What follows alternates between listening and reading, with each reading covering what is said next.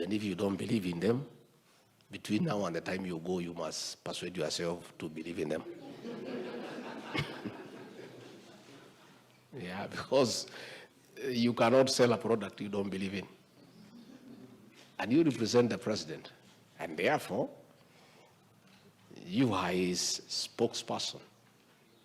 And we have agreed in cabinet that our ministers will travel less. You will represent them in the countries you serve. As to the extent practically possible, we'll avoid a lot of travel because of the austerity measures that we are enforcing. And it is you people to represent the ministers in occasions they have been called.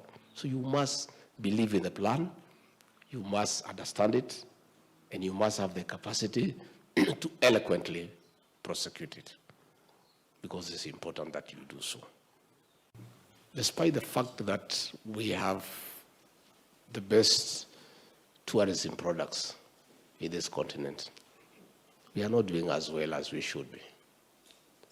And it's all about we haven't done enough.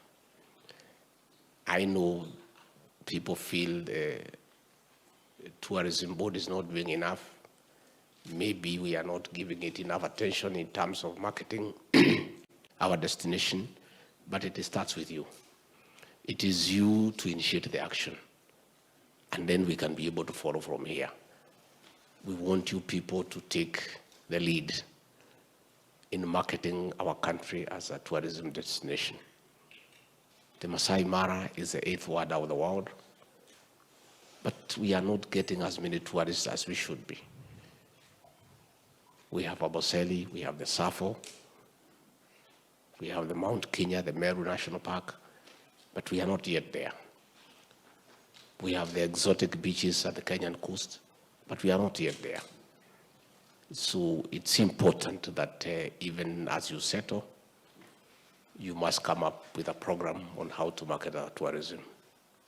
You know, the president deliberately, in keeping his promise to the diaspora community, created a State Department for Diaspora Affairs under Roslyn Njogu. You have a lot to do